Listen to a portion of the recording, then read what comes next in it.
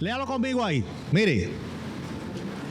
Mientras el nivel del agua subía más y más por encima del suelo, el barco, ¿verdad? O la barca, o flotaba a salvo sobre la superficie. Estamos hablando de un arca. Ahí la traducción habla de un barco, ¿verdad? Porque es una traducción moderna en un lenguaje más moderno, contextual. Pero estamos hablando del arca, de un arca. Y es una historia que es bien interesante porque es de las pocas historias donde podemos ver que a través de un juicio Dios muestra su misericordia. Es una historia interesante porque podemos ver que donde donde muchas personas, muchas criaturas perdieron la vida, eso fue la oportunidad para un nuevo comienzo. Cuando hablamos de la justicia de Dios, es muy diferente a la justicia que puede impartir el ser humano. Porque la justicia que impartimos los seres humanos, raramente se llega a la justicia de verdad. Mírelo en nuestros propios sistemas de justicia. ¿Cuánta gente no está presa al día de hoy siendo inocente? Muchísimas. Gente que probablemente les echaron la culpa y ellos se quedaron calladitos. Y ellos, sabiendo ellos quiénes cometieron el crimen, pero dicen, me quedo callado porque si yo hablo, me matan. O matan a mi familia. Así que mejor pago cárcel yo y me quedo vivo y se queda viva mi familia. Y de igual forma, mucha gente que el sistema, por no tener quizás el dinero y pagar buenos abogados y demás, pues los encierra. Así que yo no sé cuántos aquí han vivido historias de injusticia o historias donde a través de los eventos han experimentado algún juicio en su contra. Yo he experimentado eventos en mi vida donde he sentido que me han enjuiciado. Eventos terribles y eventos donde he pasado semanas sin dormir. Y es más, le voy a contar uno para que usted también pase par de semanas sin dormir. Recuerdo el 2012. Yo iba para un viaje misionero. La primera vez, mira, Rosa, la primera vez que iba para la República Dominicana. La primera vez. Era el año 2012. Íbamos para la República Dominicana. Yo era el director de educación cristiana del movimiento.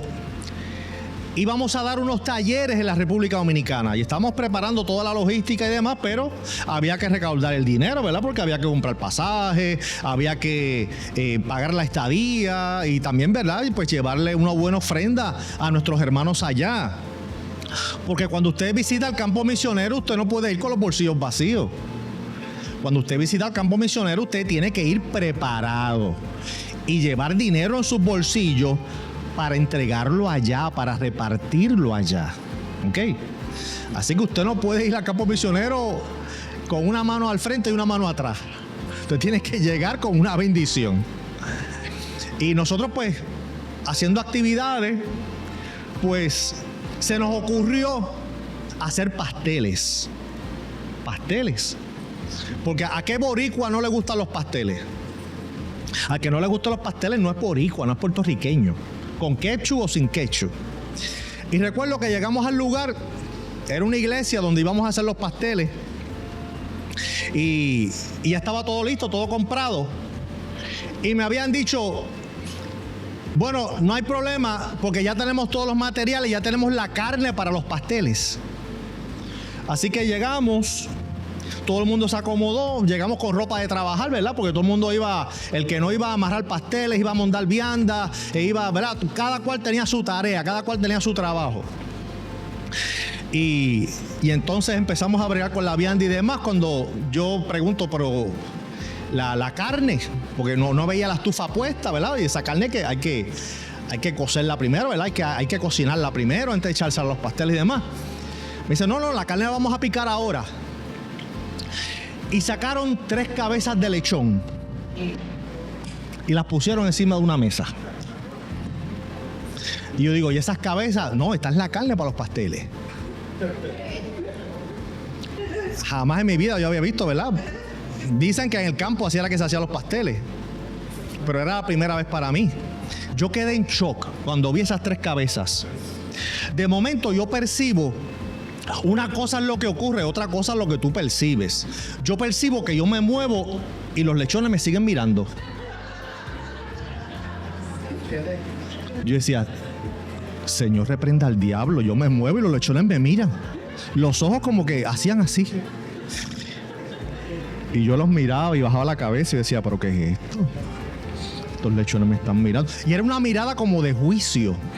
Como de esas miradas como que, cuidado lo que vas a hacer conmigo. Pues nada, el asunto fue que yo me entretuve haciendo otras cositas, ¿verdad? Y dejé que ellos bregaran con las cabezas. Usted no se ría que esos pasteles los vendí yo aquí. Ustedes, lo más seguro, el 90% de ustedes se comieron esos pasteles con cabeza de lechón. Lo que pasa es que yo no dije nada en aquel momento. Estamos hablando del 2012. Perdóneme, ya eso va muchos años. Suelta esa raíz de amargura. De eso van muchos años ya. Imagínense, eso fue en el 2012. ¿Cuántos años van de eso? 14 años. Ya es tiempo que usted me perdone. Suelte esa raíz de amargura ya. Pero, mire, yo no sé, Marcelo sabe que tú comiste esos pasteles, más seguro. Así que si Sofía en la noche Marcelo ronca y de momento hace un sonido medio extraño, ¿sabe qué? Los pasteles que se comió. Y entonces, muchas veces, cuando vemos situaciones de juicio, mira, ahí apareció nueva versión internacional. Cuando vemos situaciones de juicio en la Escritura, fíjense que también vemos la mano de Dios obrando al final de ese juicio. Lo vimos en el caso, por ejemplo, de Jonás, que para muchos es una historia de niños, una historia inventada, pero Jesús hizo referencia a Jonás. Y Jesús dijo que de la misma forma que Jonás pasó 3 días y 3 noches en el vientre de aquel pez, así era necesario que el Hijo del Hombre estuviera 3 días y 3 noches. Así que Jesús hizo referencia a Jonás. Si él hizo referencia a Jonás, que Jonás sí, eso fue una historia real. Y vemos en la historia de Jonás que era una historia de juicio, donde la palabra que Dios le había dado a Jonás era: viene juicio para Nínive. Ese es el mensaje. El mensaje de Jonás no era si ustedes se arrepienten, si ustedes se humillan. No, ese no era el mensaje. El mensaje era: viene juicio, punto, period, nada más. No era un mensaje de misericordia, no era un mensaje de arrepentimiento, era mensaje de juicio. Ya estaba determinado, ya venía. Pero sabiamente el rey de Nínive puso un decreto: bueno, aquí todo el mundo se va en ayuno y oración. Aquí todo el mundo ahora se va a humillar ante el Dios que está predicando Jonás, porque él dice que nos va a destruir, pero nos vamos a humillar, vamos a orar y vamos a ayunar. Aquí no come nadie, aquí se cierra la cocina de todo el mundo, no comen los hombres, no comen las mujeres, no comen los niños, no comen los perros, los gatos y los pollitos y las gallinas. Aquí no come nadie. Y dice la Escritura que el pueblo, la ciudad de Nínive, se humilló a tal extremo que Dios tuvo misericordia. Y Dios le dijo a Jonás: mira, el mensaje cambió. Ahora es otro. Porque este pueblo se arrepintió y se humilló. Mira, pero el mensaje era de juicio. A mitad del siglo XIX, para el 1850 por ahí, encontraron en Irak unas tablillas de arcilla. Eran como 15 o 20 tablillas de arcilla. En esas tablillas de arcilla hay unas historias sumerias El pueblo sumerio es un pueblo que tiene más de 3.500 años. Antes que naciera Abraham, antes que naciera Moisés, antes que se formase el pueblo de Israel, los sumerios existían. Los sumerios fueron la civilización que se inventaron la escritura cuneiforme, porque tenían unos estilos así parecidos. Pues esas tablillas tienen unas historias de ese pueblo sumerio de casi 3.500 años. Imagínense, antes que Abraham naciera. Y si Abraham no había nacido, mucho menos Moisés, ni el pueblo de Israel existía. Y una de esas historias habla de un rey que se llama Gilgamesh. Y el rey Gilgamesh, un rey sumerio, está buscando la fuente de la juventud. Mire qué cosa. Y la fuente de la vida eterna. Algo que no es nuevo, ¿verdad? Porque por ahí tuvimos un colonizador llamado Juan Ponce de León, que murió en la República Dominicana, que llegó a Puerto Rico y hasta gobernó aquí en Puerto Rico, que se pasó buscando y murió buscando la fuente de la juventud, porque no quería morir. La gente no se quiere morir, pero nos vamos a morir. Lo único que va a evitar que partamos de esta tierra es que suene la trompeta, porque dice el apóstol Pablo en Tesalonicenses que sonará la trompeta. Con voz de mando, con voz de arcángel y con trompeta de Dios, Cristo descenderá del cielo. Los muertos en Cristo resucitarán primero y los que estemos vivos en ese momento vamos a ser transformados en un abrir y cerrar de ojos para encontrarnos con Cristo en el aire. Es lo único que va a evitar eso. Lo único. Pero mientras estemos vivos, si no suena esa trompeta, nada nos va a librar de eso. Nada nos va a librar de ese paso a la eternidad. Nada nos va a librar de eso. Así que este rey sumerio está buscando esa fuente de la vida eterna. Dice la historia, le estoy diciendo que esta historia tiene más de 3.500 años, antes de Abraham, antes de Moisés y antes del pueblo de Israel. Dice la historia sumeria que este rey Gilgamesh se encontró con un hombre que tenía un nombre que es difícil pronunciar, era Upnamashtin, algo así, un nombre bien, bien complicado. Y Upnamashtin le dijo que él sabía el secreto de la vida eterna o de la fuente de la juventud. Y él le dijo que le contó la historia de él. Eso está en esas tablillas, ¿sabes? Y en esa historia que le contó ese hombre, Upnamashtin dice que los dioses tomaron la decisión de destruir al mundo con agua y que iban a inundar el mundo. Pero antes de inundar el mundo con agua, le dijeron a él, a Upnamashtin, que tenía que crear una embarcación. Y que en esa embarcación tenía que meter una pareja de cada ser vivo. Y que de hecho construyó la embarcación, metió una pareja de cada ser vivo dentro de ella, comenzó a llover, cayó el diluvio.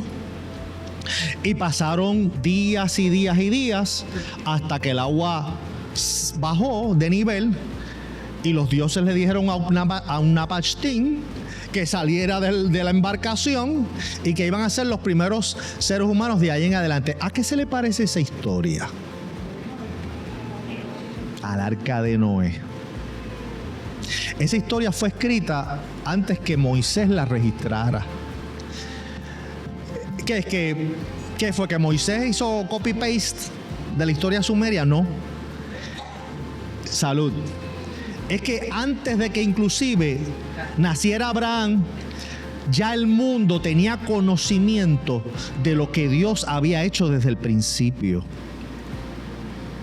Así que la historia de lo que Dios ha formado desde el principio, Moisés lo que hizo fue registrarla, pero ya la humanidad la sabía. De hecho, en los registros sumerios aparece la historia también de que los dioses un día decidieron formar el mundo y crearon un hombre y una mujer y que ellos vivían en paz hasta que llegó una serpiente y la serpiente los engañó. ¿A qué se parece esa historia? Adán y Eva. ¿Qué fue? ¿Que Moisés se copió de la historia sumeria? No, es que las civilizaciones antiguas ya sabían, ya tenían en su corazón y en su mente el registro de todo lo que había acontecido desde el principio. Así que vemos cómo Dios, que no se le escapa nada, Dios se encargó desde el principio de las cosas, de que el ser humano tuviera noción, tuviera registrada la historia de cómo aconteció todo, cómo ocurrieron todas las cosas. Luego Moisés lo que hace es que ya esa misma historia que estaba plasmada, Moisés lo que hace es que la registra, ¿verdad? Ya de forma más coherente y sistematizada, porque era Dios mismo quien se la estaba dando allá en el monte, imagínense. Así que, cómo Dios, a través de la historia humana, Dios se va revelando, aún antes de que existiera Abraham, Moisés y el pueblo de Israel, cómo Dios ha venido revelándose a través de la historia humana. Y vemos en este caso, donde se nos dice el texto que leímos, que las aguas crecían y aumentaba cada vez, pero el arca que había construido Noé se mantenía a flote sobre las aguas. Dios le dijo a Noé: construye una embarcación. Y Noé, que no era ni un marino mercante, ni era un marinero, que no era un ingeniero, se dio a la tarea de hacerlo. Pienso yo que Noé tuvo que hasta que inventar herramientas, porque hacer una embarcación de ese tipo, de esa magnitud, con esas medidas, con esa altura, Noé tuvo que haber inventado herramientas, tuvo que haber inventado andamios, porque cómo iba a colocar esas tablas allá arriba. Tuvo que haber inventado algún tipo de grúa, aunque no, obviamente no era mecánica, pero algún tipo de artefacto. O sea que Noé tuvo que habérselas ingeniado y buscado la ayuda necesaria para construir esa embarcación, que era algo impresionante. Y no era cualquier tipo de embarcación. Era una embarcación que iba a contener la semilla de la vida. Ahí iban a haber ejemplares de los animales. Ahí iba a ir la familia que se iba a salvar. No solamente esa embarcación tenía que poder albergar todas esas criaturas vivas, tenía que tener espacio para los alimentos, tenía que tener algún espacio. La Biblia no lo registra, pero usted imagine elefantes, animales de esos tamaños, elefantes, hipopótamos, haciendo sus necesidades. Eso no es así. Eso no es así. Eso tiene que ser como el grande de esto. Digo, yo no he visto lo de los elefantes, pero me imagino que eso debe ser algo impresionante por su tamaño. ¿Cómo ellos iban a sacar todo eso? ¿Usted nunca se ha preguntado eso? Porque allí no habían letrinas, allá adentro allí no habían inodoro. ¿Usted nunca ha pensado eso? Algún mecanismo tenía que haber para sacar esos desechos del arca, porque si no se iban a morir, se iban a intoxicar, se iban a morir. Claro, por los gases, ¿verdad? Y todo el tóxico, ¿verdad? De los desechos de los animales y de ellos, se iban a morir.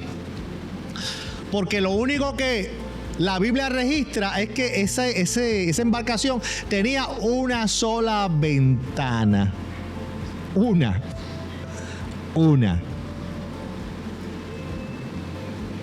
Así que piense, una embarcación cerrada herméticamente, porque el agua no podía meterse dentro del arca.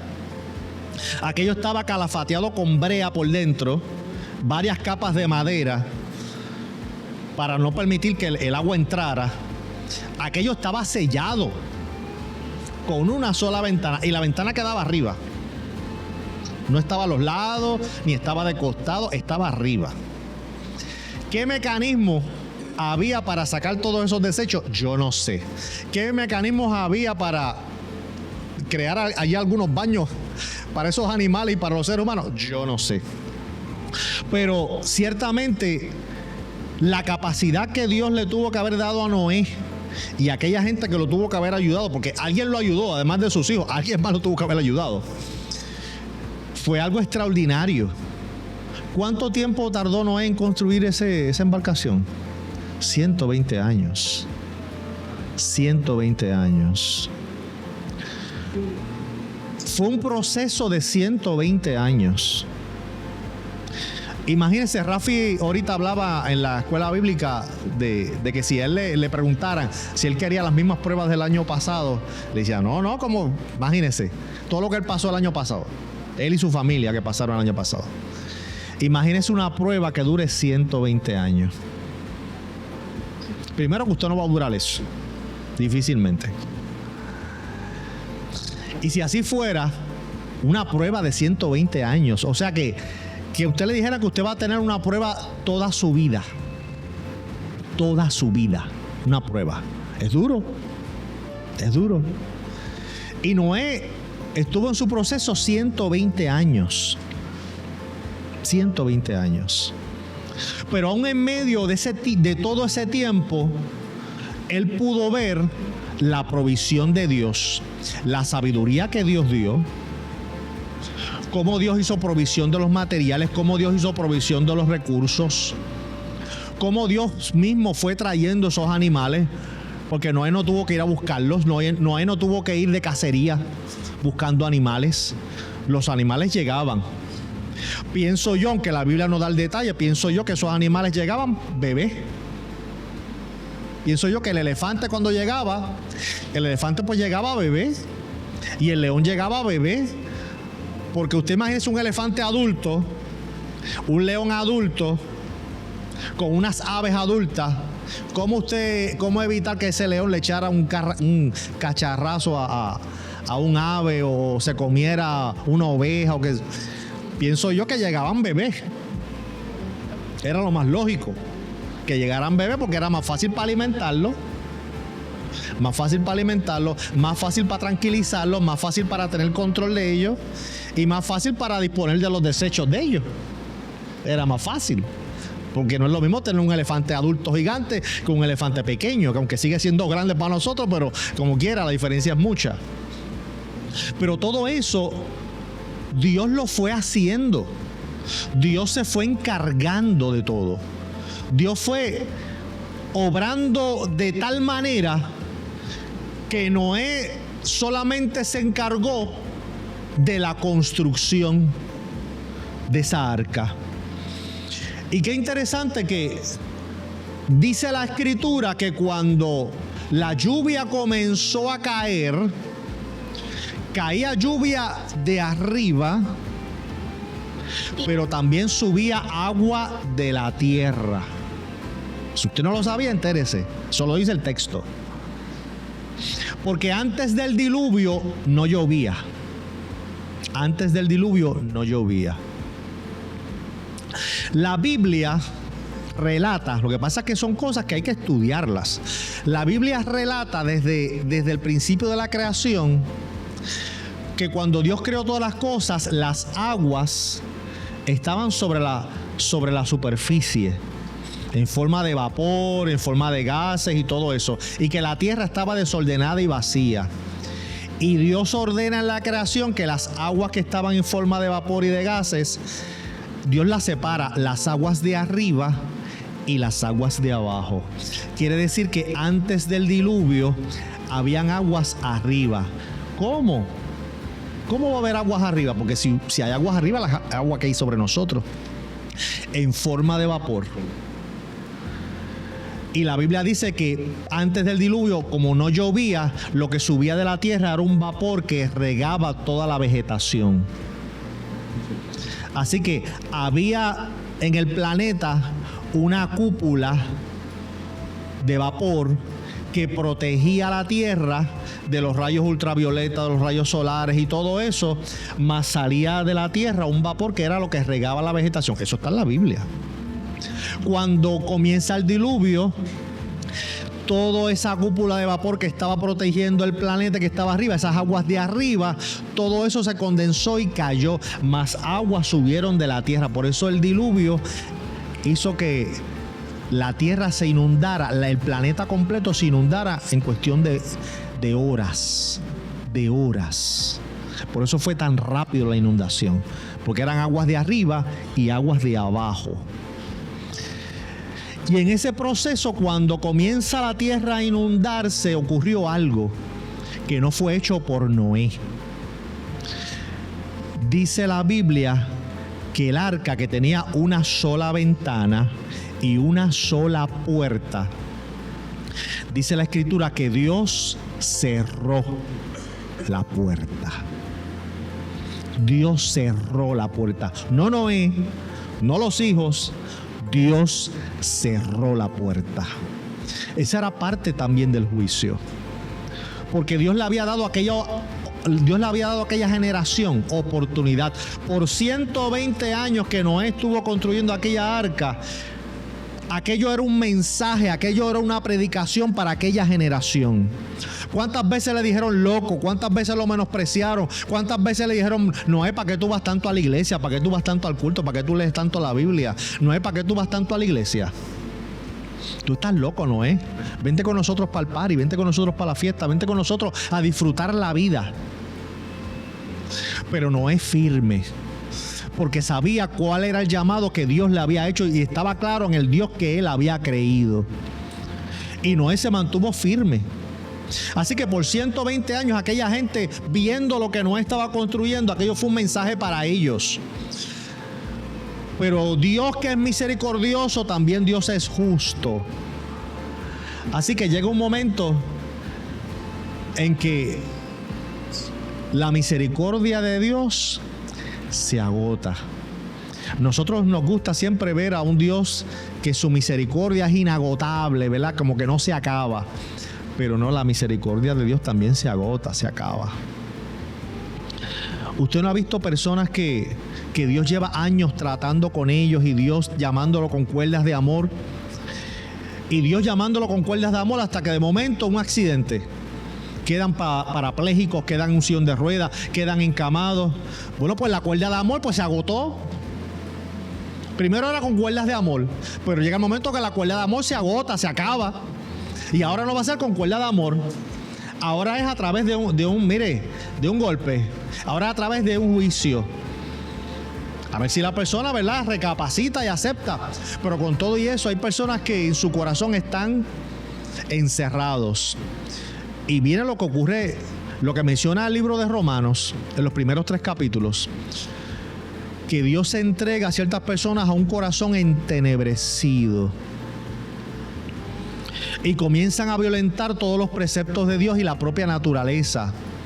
Hombres con hombres, mujeres con mujeres, con animales, toda una depravación, porque dice el libro de Romanos que Dios los entregó a una conciencia cauterizada, entenebrecida. ¿Por qué? Porque la misericordia se agotó para ellos. Dios dio oportunidades y dio oportunidades y dio oportunidades, pero hay gente que cierra su corazón y no le interesa.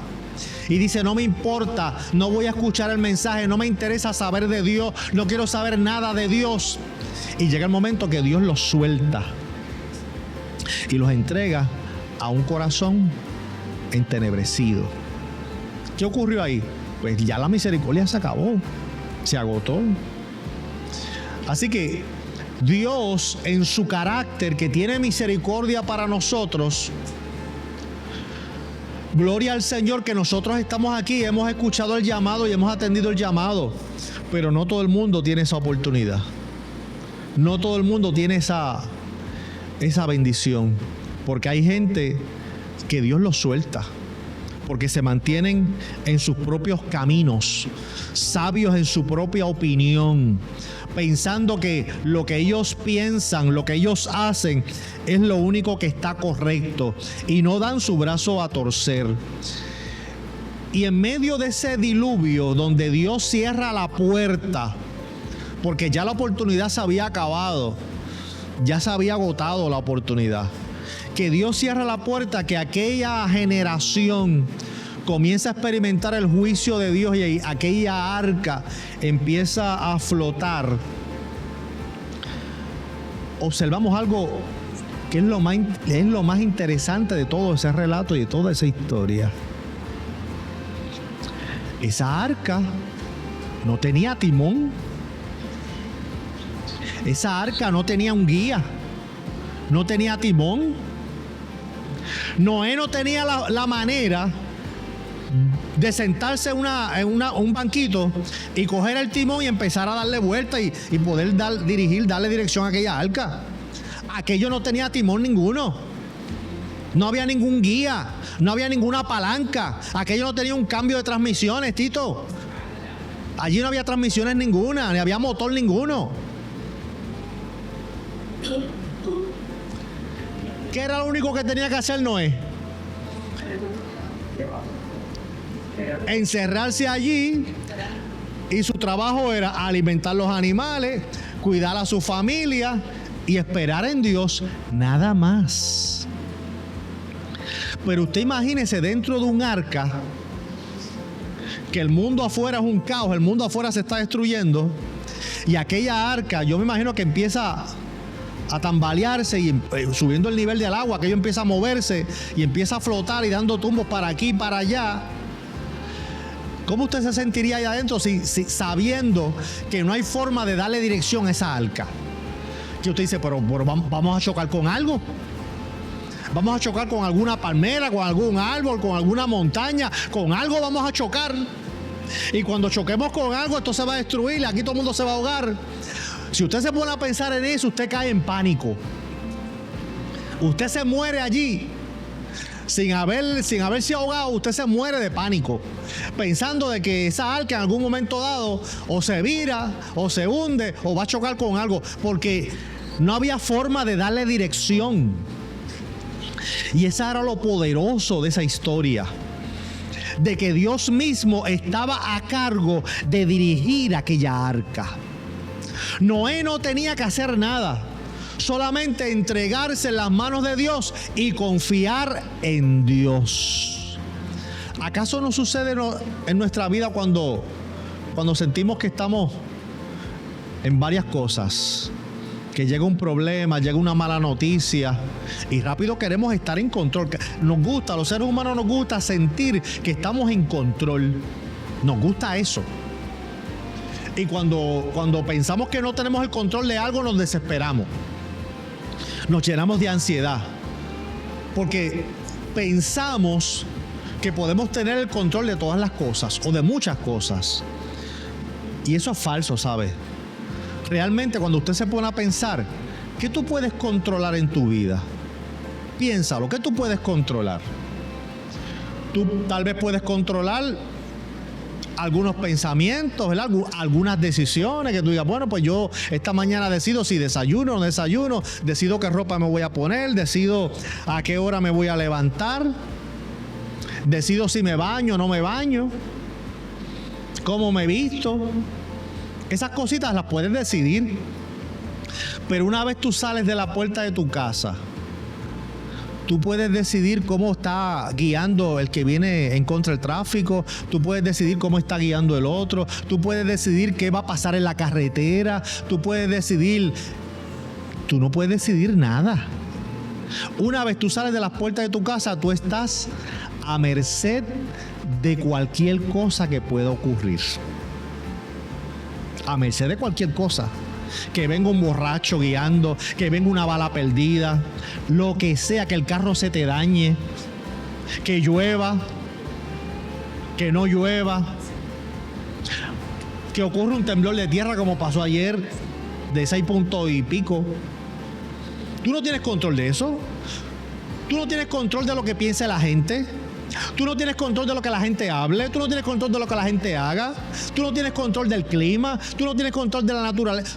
No tenemos control de casi nada. Tú no tienes control muchas veces hasta de tu propio cuerpo, porque tu cuerpo hace cosas que tú no controlas. O tú controlas tu sistema respiratorio. Tú no dices, voy a inhalar, voy a exhalar, voy a inhalar, voy a exhalar. Eso tú lo haces automático. Porque tu cerebro envía una señal a tu sistema respiratorio de que respire y tú lo haces sin pensar. Tú le mandas instrucciones o tú conscientemente le dices a tu estómago y a todos tus intestinos y todo ese sistema complejo que hay ahí. Tú le dices, bueno, me voy a comer esto. Así que yo necesito que el intestino grueso primero que el estómago, ponte a trabajar que me voy a comer esto. Después estómago, se lo envías al intestino grueso, después mándaselo al delgado. Y mira, muchachos, siguen trabajando bien, que lo están haciendo bien. ¿Tú no controlas eso? Eso lo hace tu cuerpo de forma automática. Tú no lo controlas. Así que ponte a pensar qué cosas tú controlas en tu vida. Casi nada. Algunos pensamientos, porque hay pensamientos que llegan y tienes que pelear con ellos, porque tienen que ver con eventos del pasado, traumas del pasado, malos recuerdos, cosas malas que te pasaron. Y mira, aquel viene por ahí viene aquel y sabrá Dios lo que va a decir de ti. Por ahí viene aquella y sabrá Dios. Mira, aquellos dos están ahí hablando, lo más seguro están hablando de mí. Ay, Dios mío, ¿para qué yo habré venido? Mira, aquellos dos, lo más seguro están hablando de mí. ¿Y por qué pensamos así? Pues porque en el pasado alguien habló mal de mí, que me lastimó, que me hirió. Entonces mi mente me dice, mira, aquellos dos están hablando y eso es que están hablando de ti. Ni te están mirando. Eso es que tienen coraje contigo. Mira, te están criticando los zapatos. Te están criticando el traje. Mira, te critican la camisa. Mírate bien porque se están riendo. Eso es que se están riendo de ti. Todo eso está aquí, ¿sabes? En la mente, todo está aquí. Sí, esa película está aquí. Y todo es por eventos que hemos vivido en el pasado, porque alguien se rió de nosotros en el pasado, alguien se burló de nosotros en el pasado, alguien nos criticó, alguien nos juzgó, pues todo eso está aquí. Y entonces estamos así como que a la defensiva todo el tiempo, pensando que alguien nos va a tirar un golpe, alguien nos va a criticar, alguien nos va a juzgar. ¿Verdad? Como si el mundo girara alrededor nuestro. El mundo no gira alrededor mío. Los dos que están hablando allí, pues a lo mejor están hablando de otras cosas, no tienen que estar hablando de mí. El que se rió conmigo no es que se está burlando de mí, es que tal vez me vio entrar y vio la luz de Cristo entrando aquí y se está gozando y sabe, María, esa luz de Cristo está entrando ahí. Pero ni eso podemos controlar, ni pensamientos, ni emociones muchas veces. Por eso Pablo habla constantemente de que tengamos cuidado con ciertas emociones y que hay ciertas emociones que le pertenecen a las concupiscencias del pecado, que están ahí, instintos, impulsos, cosas que pertenecen a la vieja naturaleza, que hay que tener cuidado, que muchas veces tratan de embargarnos, muchas veces tratan de dominar, muchas veces tratan de controlar nuestra vida y hay que tener cuidado. Por eso una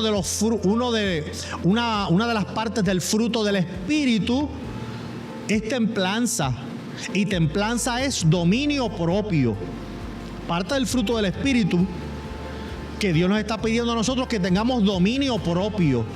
Porque yo no debo decir todo lo que pienso, ni debo hacer todo lo que yo me imagino, ni debo darle espacio a todas las emociones que llegan a mi vida. Debo tener dominio propio. Todo lo debo sujetar a la nueva naturaleza que Cristo ha creado en mí.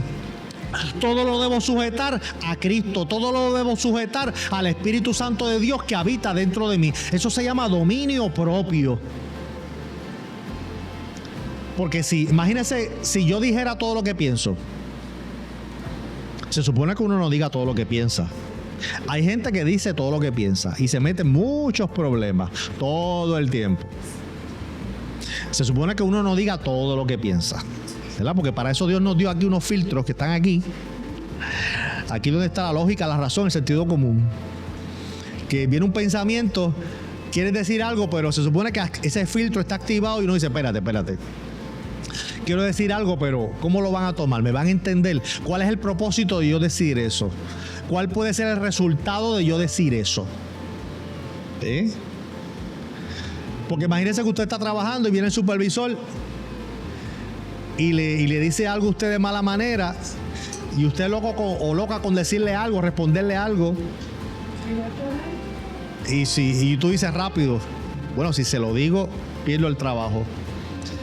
La vida es así. Así que hay cosas, amados, que nosotros no podemos controlar. Pero gloria al Señor que Dios está a cargo de la embarcación de nuestra vida. Y aunque tú puedas sentir que muchas veces tu vida está zozobrando porque están ocurriendo cosas alrededor tuyo, y te sientes tal vez hasta ansioso, ansiosa, porque no tienes el control de muchas cosas que están ocurriendo, tranquila. Porque Dios está cuidando tu vida y Él la está llevando a puerto seguro. Nosotros no tenemos que tener el control. Cristo tiene que tener el control. El Espíritu Santo es quien tiene que tener el control. Si yo tomo el control, se daña la cosa. Si yo tomo el control, fracaso. El control lo debe tener Dios. De la misma forma que en este caso de Noé, Dios tomó el control de aquella embarcación. Allí no había timón, no había palanca, no había mecanismo alguno para poder llevar aquella embarcación a puerto seguro. Pero Dios es quien toma el control, porque Él sabe qué es lo mejor para tu vida. Él sabe qué es lo mejor para ti. El texto dice que las aguas crecían y aumentaban cada vez más. ¿Cuántas veces te has sentido que los problemas no se van? Como que siguen aumentando y aumentando y aumentando y aumentando. Y como que una cosa viene detrás de la otra y un problema detrás del otro. Y como que no avanzas, como que no se acaba no acaba de salir el sol para tu vida. Y una cosa y un problema detrás de otro. Muchas veces en nuestra vida ocurre eso, que el agua va creciendo y aumentando cada vez más. Pero mira cómo el texto continúa. Que aunque el agua seguía subiendo cada vez más, el arca no se hundía.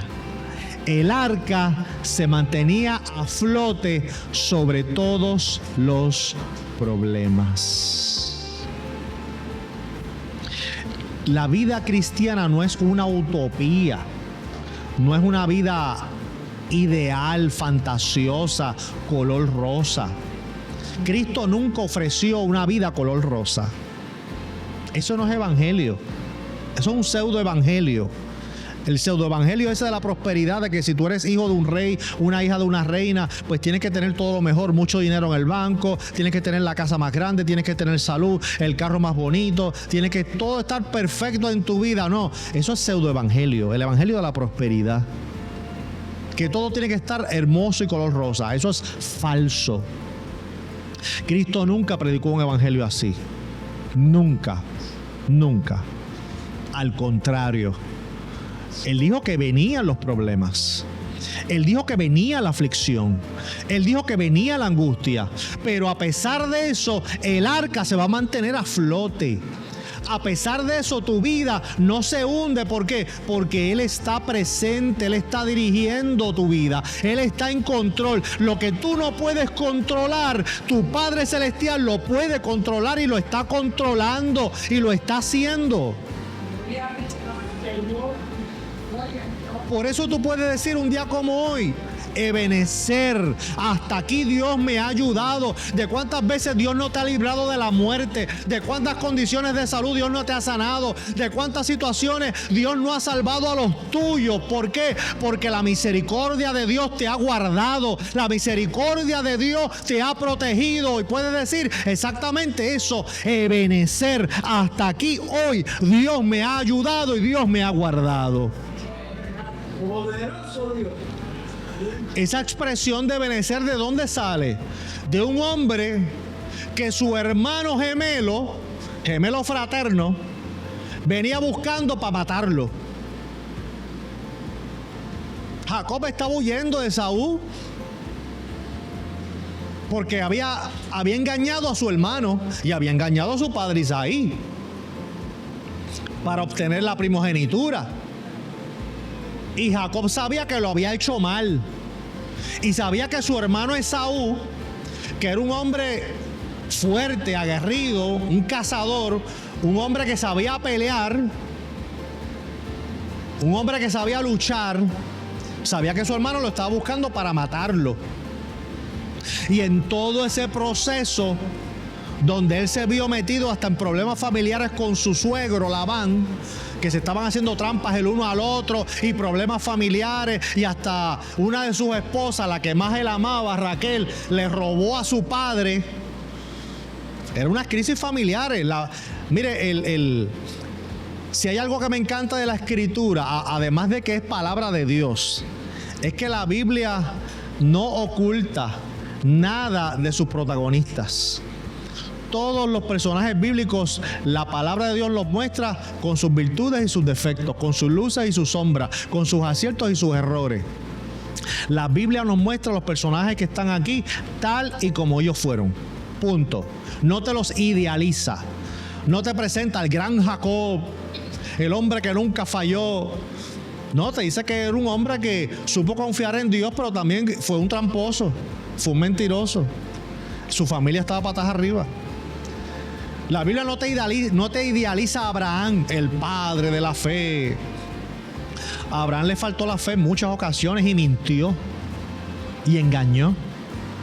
Así que la Biblia nos presenta a sus personajes tal y como ellos fueron, con sus virtudes y sus defectos. ¿Por qué la Biblia lo hace? ¿Por qué la palabra de Dios lo hace? Para que nosotros seamos honestos y entendamos que aquí nadie es perfecto. El único grande es Cristo, el único grande es Dios, el único que es perfecto es Dios. El único aquí que nosotros tenemos que poner nuestra mirada es en Cristo. No es en nadie más, porque aquí todos podemos fallar y todos vamos a fallar en algún momento dado. Eso está escrito en piedra. ¿Por qué? Porque estamos en una naturaleza humana, una naturaleza frágil, una naturaleza débil. Por eso el Padre se encargó de que tuviéramos una protección en cuanto a eso. Y Juan dice, si alguno hubiere pecado, abogado tenemos para con el Padre. Eso Juan nos lo está diciendo a nosotros, a la iglesia, no al mundo, no a nosotros la iglesia. Si alguno hubiere pecado, no es que vivimos para pecar, pero como vamos a cometer errores a causa de nuestra naturaleza humana y nuestra fragilidad, si alguno hubiere pecado, abogado tenemos para con el Padre. ¿A quién? A Jesucristo el justo.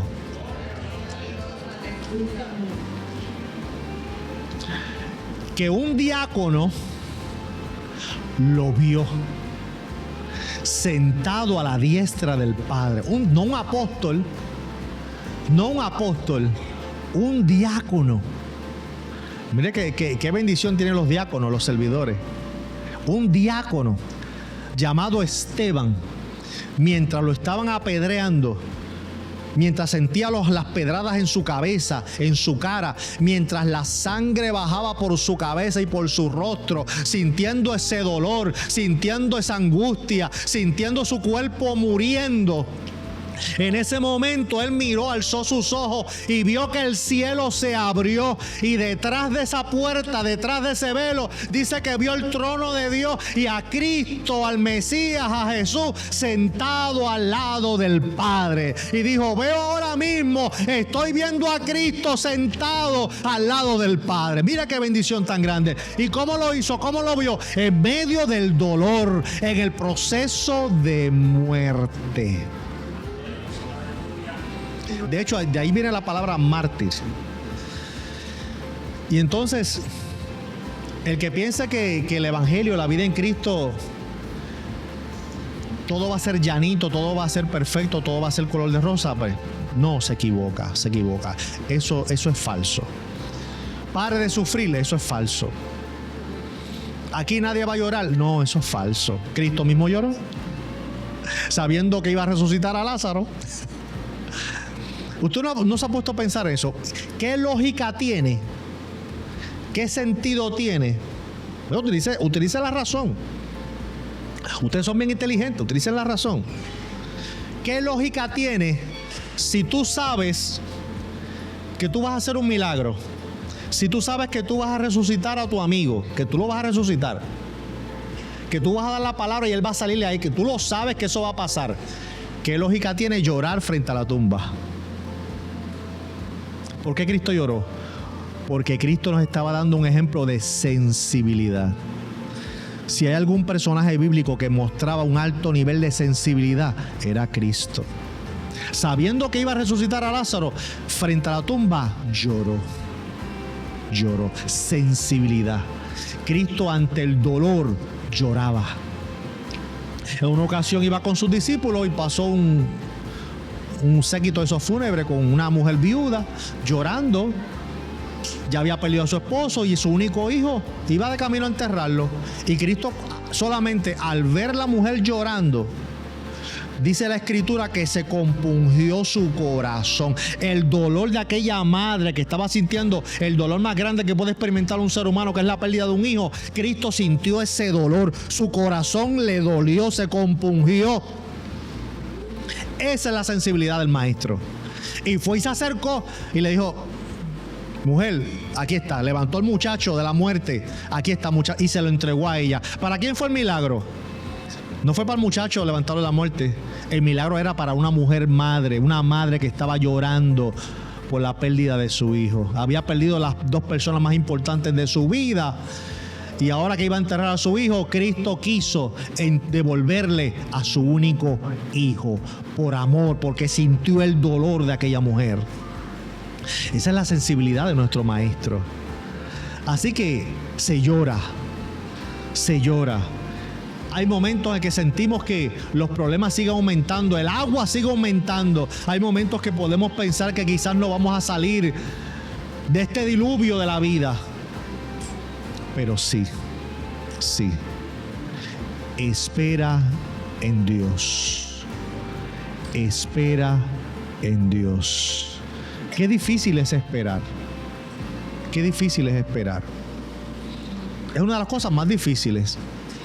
Sin embargo, es fácil, porque ¿qué tú tienes que hacer para esperar?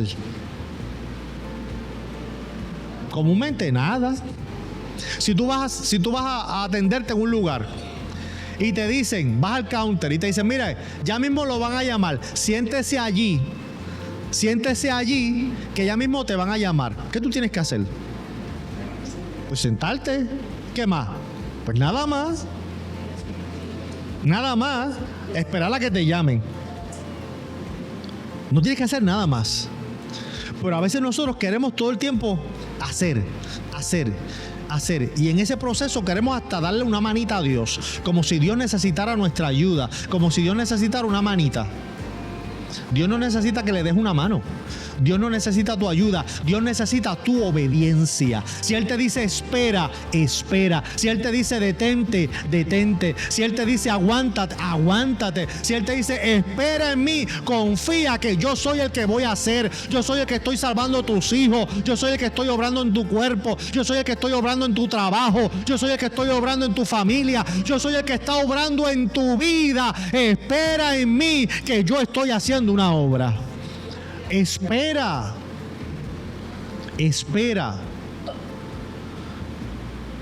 Pero nos desesperamos y queremos seguir haciendo cosas.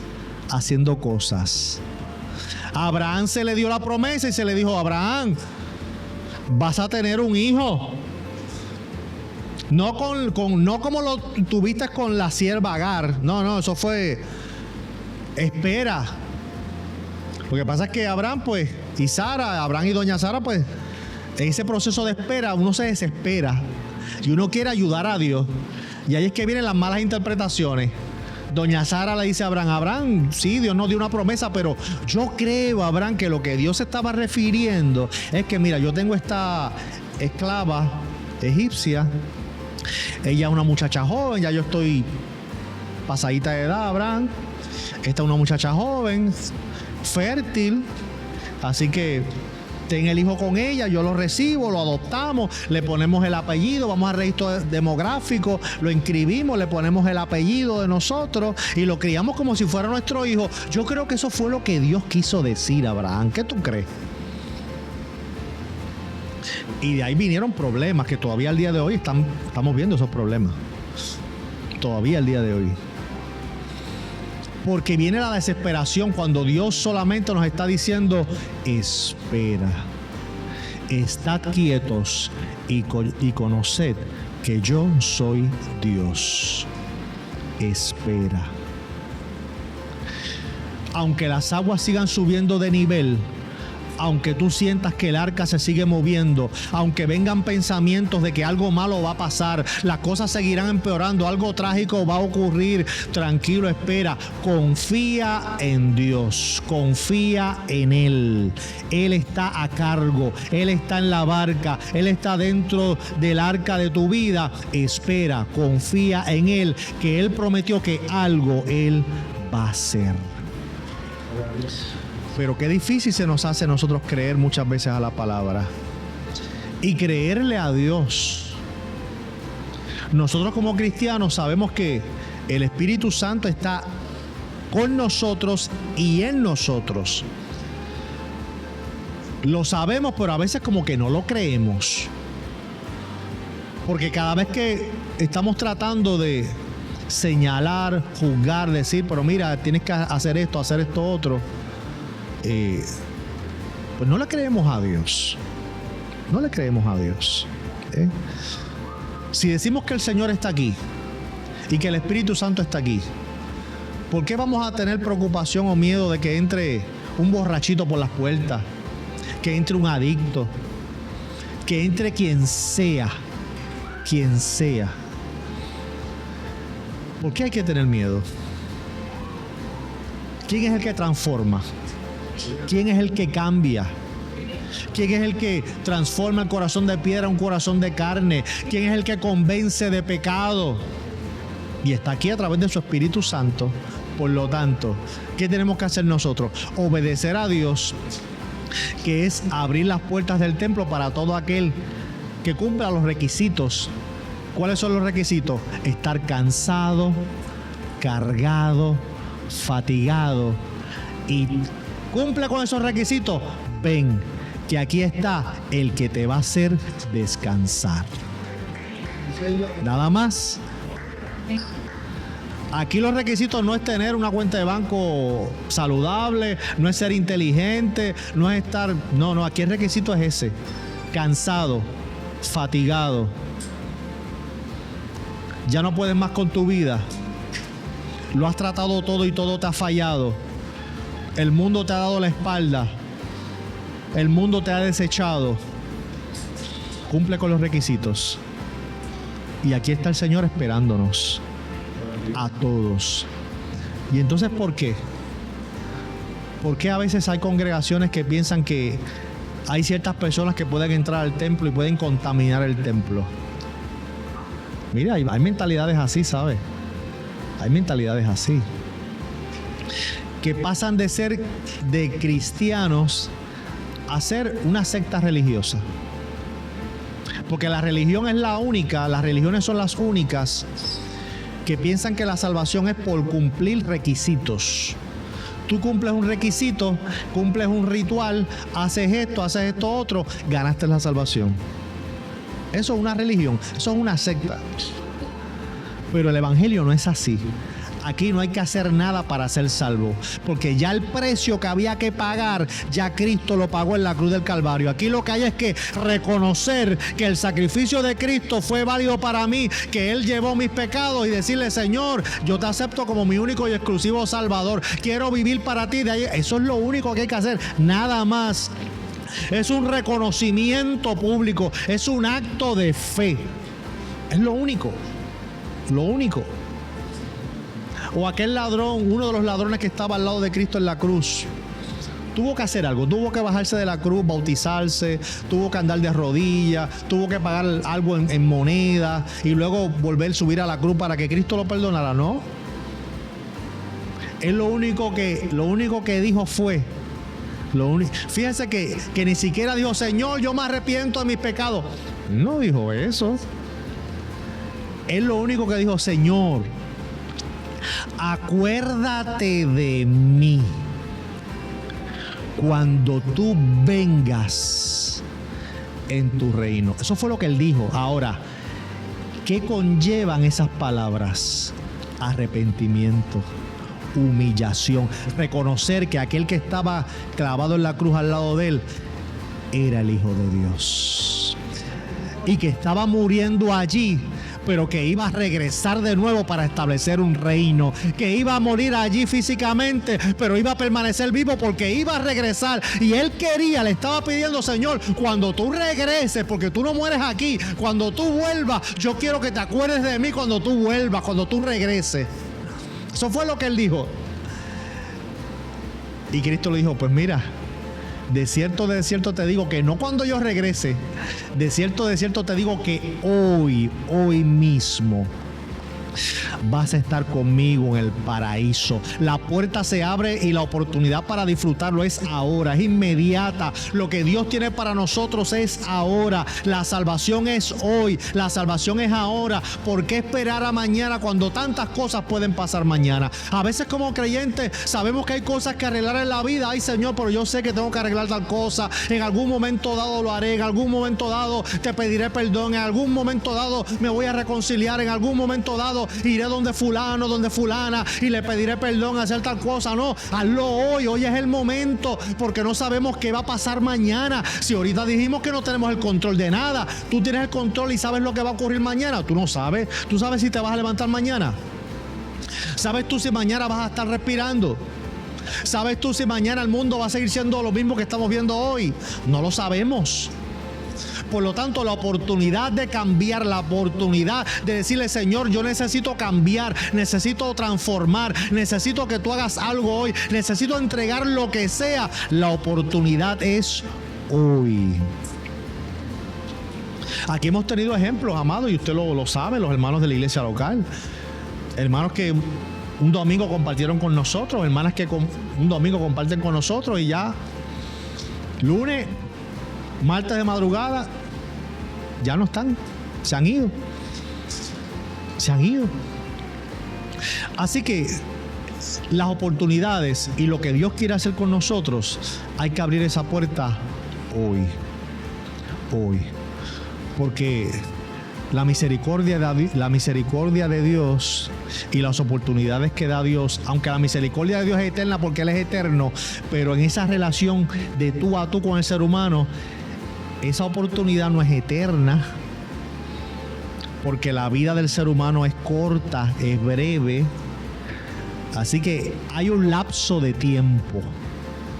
Y en ese lapso de tiempo es que nosotros debemos aprovechar para acercarnos a Dios. Que por más que el agua esté subiendo de nivel en tu vida y por más que tú sientas que los problemas siguen empeorando, espera en Él. No quites tu mirada de Él. Acuérdate de lo que Él ha prometido. Acuérdate de lo que Él ha dicho. No desvíes tu mirada.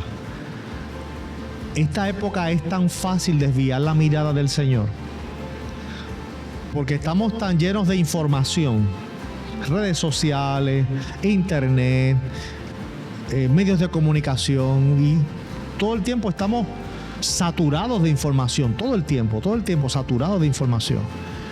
Y eso lo que hace es que desvía nuestra mirada, que dejemos de mirar al centro, que es Cristo. Y entras a las redes sociales y por allá hay gente con noticias negativas, o los mismos cristianos peleando unos con otros. Y porque aquel cree una teología, porque aquel, mire, olvídese de eso, que esto es Cristo, usted siga a Cristo. Que hay muchas cosas que quizás podemos estar en desacuerdo, pues sí, pues vamos a estar en desacuerdo en varias cosas.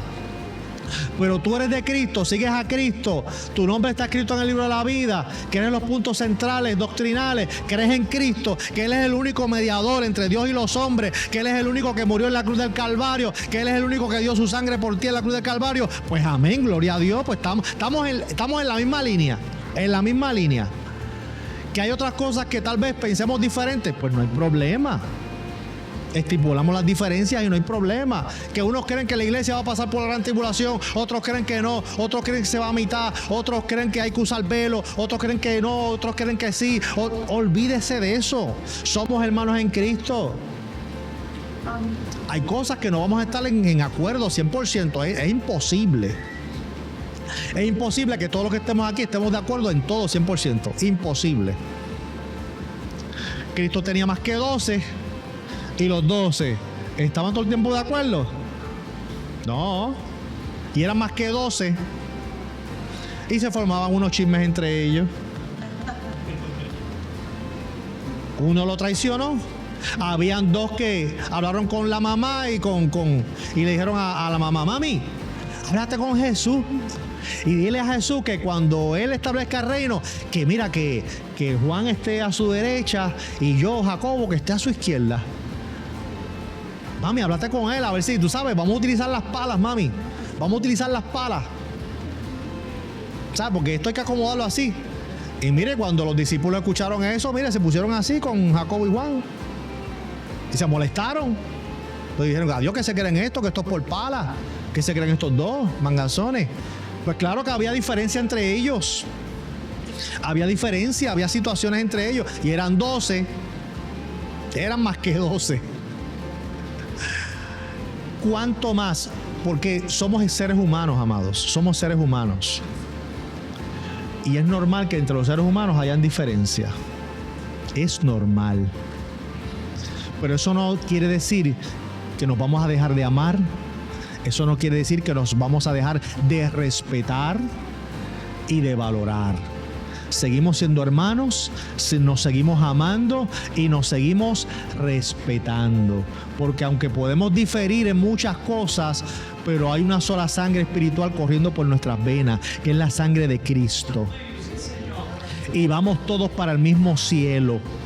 Allá no va a haber un rincón para Fuente de Salvación Misionera, un rincón para la MI, un rincón para la familia de fulano, la familia de sutano. Mira, el matrimonio tal, van a aquella casita, en aquella esquinita, y nadie puede ir para allá porque esa es la... No. Allá vamos a estar todos, un solo pueblo. Cristo es la única cabeza y nosotros somos miembros todos de un solo cuerpo, y ese cuerpo le pertenece a Cristo. Y Cristo dijo: donde quiera que yo esté, ustedes van a estar. No va a ser uno por allá y otro por acá, no. Todos juntos, un solo cuerpo, un solo pueblo. Todos juntos, unánimes. Así que aunque las aguas sigan subiendo de nivel, vamos a esperar en el Señor y vamos a confiar en Él. Y vamos a estar listos para nosotros seguir funcionando como iglesia. Porque pase lo que pase, ya Cristo sentenció. Y Cristo dijo: las puertas del infierno no prevalecerán contra la iglesia. El infierno no va a poder contra ti. El infierno no va a poder con la oración y el clamor que tú le haces al Padre todos los días. El infierno no va a detener el propósito que Dios tiene contigo. El infierno no puede detener los planes que Dios ya comenzó a ejecutar contigo. Eso es lo que quiere decir ese texto. Cuando dice que las puertas del infierno no prevalecerán, es que la imagen es la siguiente. El infierno tiene unas puertas, ¿verdad? Esa es la imagen. El infierno tiene unas puertas y las puertas están cerradas. Y la iglesia está detrás de esas puertas haciendo fuerza, haciendo presión, empujando, golpeando. Pues Cristo está diciendo que esas puertas no pueden quedarse cerradas porque la iglesia tiene la fuerza de su espíritu, tiene el poder de su espíritu, y no hay puerta del infierno, no hay barrera que pueda quedarse de pie. Y lo que Dios tiene para ti contigo, no hay infierno que se levante que pueda detener eso. No lo hay. Las puertas del infierno no prevalecerán, no podrán mantenerse de pie ante el avance de la iglesia. ¿Quién te puede detener? Nadie. ¿Por qué? Porque el Señor está con nosotros. ¿Quién nos puede obstaculizar? Nadie. Porque Cristo está con nosotros. Cristo, esa locomotora, ese tren, va a toda velocidad y no hay nada que lo pueda detener, ni el infierno, ni el mundo, ni el gobierno. Nada puede detenerlo. Esperemos y mantengamos la mirada. Que están pasando muchas cosas, pero ojo, cuidado, no desvíes tu mirada. Que todos esos archivos desclasificados de la CIA, donde aparecen los extraterrestres, los platillos voladores, UFOs y todo eso. ¿Qué es todo eso? ¿Tú no te has puesto a pensar qué es todo eso? El mundo está preparando el ambiente. El mundo está preparando el ambiente. Porque las tinieblas saben que algo va a ocurrir. Las tinieblas saben, amado, que en un momento a otro millones de personas van a desaparecer en un abrir y cerrar de ojos de sobre la faz de la tierra. ¿Y cómo van a justificar eso? ¿Qué excusa van a dar para eso? ¿Cómo van a poder plantear un razonamiento para poder explicarle a la gente que mira, millones de personas han desaparecido del mundo? Habían madres con sus hijos que desaparecieron, aviones que quedaron sin piloto, taxistas que los carros siguieron corriendo solos, gente de diferentes partes, unos de día, otros de noche, a través del mundo. Millones de personas en un abrir y cerrar de ojos desaparecieron. ¿Cómo eso se explica?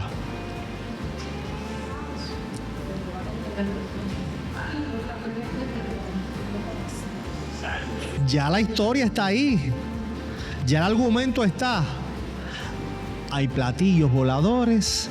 Hay extraterrestres. Mira cómo lo están diciendo. Ya no están diciendo solamente marcianos, ni platillos, ni nada de eso. Ahora están diciendo seres interdimensionales que pasan de una dimensión, entran a esta dimensión y vuelven a su dimensión. Mira cómo ya están cambiando el argumento, porque están siendo lo más selectivos para poder justificar cómo millones de personas han desaparecido. Así que todo eso que está ocurriendo con la desclasificación de esos archivos extraterrestres y las naves espaciales y todo eso, se está preparando ya la narrativa, se está preparando la historia. Así que si la historia ya la están cocinando, es porque en el mundo espiritual ya se está corriendo la voz de que algo va a ocurrir pronto. Algo va a ocurrir pronto. No desvíes tu mirada. Tal vez has sentido en estos meses que te estás ahogando. Tal vez has sentido en estos meses que ya no puedes más. Señor, pero no puedo con estos dolores, no puedo con estos problemas. Señor, ya no puedo más. Señor, ¿hasta cuándo? Espera, espera, espera. Porque todavía Cristo está en tu barca. Él está tomando control. Aunque sientas que no, Él está ahí. Espera. No te sueltes. Padre, en el nombre de Jesús,